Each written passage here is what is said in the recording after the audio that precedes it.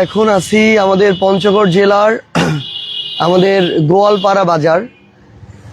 এই আমরা একটা জিনিস একদম স্পষ্ট করে বলতে চাই, আমরা দেখলাম যে 21 তারিখ রাত 11টার পর থেকে বিএনপি তাদের জায়গা থেকে পঞ্চগড় জেলায় ফেস্টুন লাগানো শুরু করেছে। কোনো সমস্যা নাই, নির্বাচনের কারণে প্রার্থী ফেস্টুন লাগাবে, এটাই স্বাভাবিক। ফেস্টুনের মাপ স্পষ্ট করে দেয়া হচ্ছে 18 ইঞ্চি বাই 24 ইঞ্চি, তার মানে হচ্ছে 1.5 ফিট বাই 2 ফিট, এটা হচ্ছে ফেস্টুনের মাপ। কিন্তু আমরা দেখলাম সেই 21 তারিখ রাত 11টা থেকে শুরু করে এখন পর্যন্ত পুরো পঞ্চগড় জেলায় হাজার হাজার ফেস্টুন লাগানো হয়েছে, যেগুলোর মাপ হচ্ছে 3 feet by 7 feet, 3 feet by 10 fit.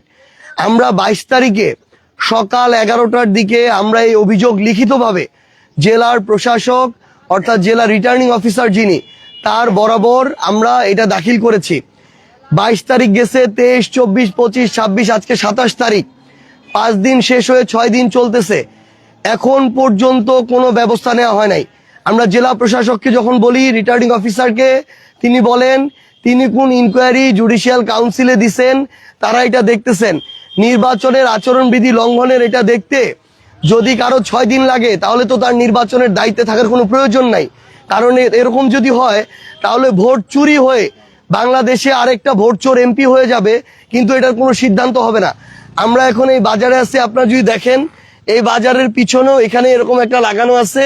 প্রত্যেকটা বাজারে মিনিমাম 10 থেকে 15টা করে পুরা পঞ্চগড় এক আসনে হাজার হাজার লাগানো আছে।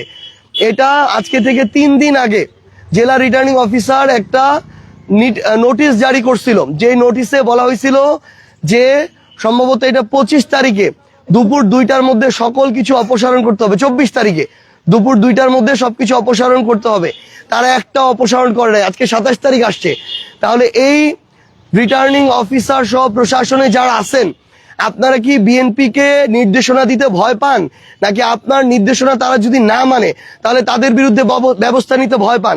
আপনারা যদি ভয় পান তাহলে দায়িত্ব ছেড়ে দেন, কারণ 24 পরবর্তী বাংলাদেশে ছেলেমেয়েরা জীবন দিল, রক্ত দিল, ওই কোনো কালপ্রিটকে, ক্ষমতার অপব্যবহারকারীকে, পেশি শক্তির অপব্যবহারকারীকে ভয় পাওয়ার জন্য দেয় নাই জীবন। এই ছেলেগুলা জীবন দিয়ে হাসিনার মতো স্বৈরাচারকে দাঁড়াইছে, আর আপনারা নতুন স্বৈরাচার হইতে চায়, আপনার নির্দেশনা 2 টাকারও দাম দেয় না, এরকম কাউকে যদি ভয় পান, যাদেরকে দুঃসময় কেউ কোনোদিন খুঁজে পায় নাই, তাহলে আমি মনে করি আপনাদের দায়িত্বটা ছেড়ে দেওয়া উচিত। আমরা স্পষ্ট করে আপনাদেরকে বলে দিতেছি, আপনারা যদি এই পুরো প্রত্যেকটা বাজার, ইভেন সার্কিট হাউসের সামনে, জেলা প্রশাসকের সার্কিট হাউসের সামনে এখন পর্যন্ত এই ধরনের ফেস্টুন গুলো আছে। আমরা প্রধান নির্বাচন কমিশনে যিনি আমাদের সচিব মহোদয় আছেন, তাকে জানিয়েছি, সব জায়গায় আমরা লিখিত কপি পাঠিয়েছি, তারপরও এখন পর্যন্ত ব্যবস্থা নেওয়া হচ্ছে না। তার মানে কি আমরা এখন নতুন করে আমাদের জায়গা থেকে শুরু করব যে আমরা কোনো কিছু মানবো না, ব্যবস্থা নিতে 7 দিন 10 দিন যাবে, নির্বাচন পার হয়ে যাবে, আমরা আমাদের মতো কাজ করব? তাহলে আমাদের এখন এই কাজ শুরু করতে হবে। কিন্তু আমরা আইনের প্রতি শ্রদ্ধাশীল থাকতে চাই, নির্বাচনের আচরণবিধির প্রতি শ্রদ্ধাশীল থাকতে চাই, এবং সেটাতে শ্রদ্ধাশীল থেকে আমরা আমাদের কাজগুলো চালিয়ে যেতে চাই। আমাদের পঞ্চগড়ের একটা সমাবেশ হয়েছিল, যেখানে একজন দলীয় প্রধান এসেছিল, দলীয় প্রধান এসেছে। আমরা নিজেদের দায়িত্বে সকালবেলা কিছু ওইখানে রঙিন ফেস্টুন লাগিয়েছিলাম এবং নিজেদের দায়িত্বে বিকালবেলা অপসারণ করেছি। প্রশাসনের কেউ বলতে পারবে না যে আমাদেরকে নির্দেশ দিতে হয়েছে কিংবা কেউ একটা নিজে অপসারণ করেছে, এটা আমরা আমাদের দায়িত্বে করেছি, 24 ঘন্টাও থাকে নাই।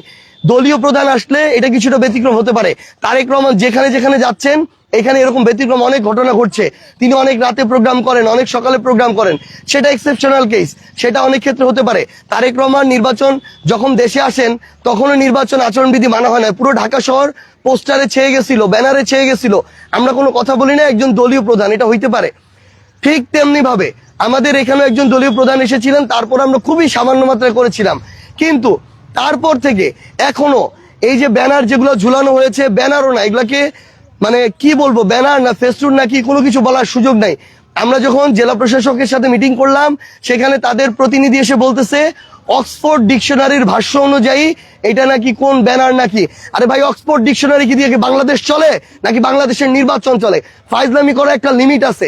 আমরা একদম স্পষ্ট করে প্রশাসনকে বলে দিতেছি, এই প্রশাসন এগুলো যদি আজকের মধ্যে অপসারণ না করে, তাহলে আজকে আমরা ডিসি অফিস ঘেরাও দিব, যতক্ষণ পর্যন্ত না এই এই জায়গাটাতে এগুলো অপসারণ করা হবে, তাহলে আমরা মনে করি ততক্ষণ পর্যন্ত এই প্রশাসনের কাজ করার দরকার নেই। ডিসি অফিস ঘেরাও থাকা দরকার এবং এই প্রশাসনের কার্যক্রম বন্ধ থাকা দরকার, কারণ তারা তো আদতে কোনো কাজ করতে পারতেছে না।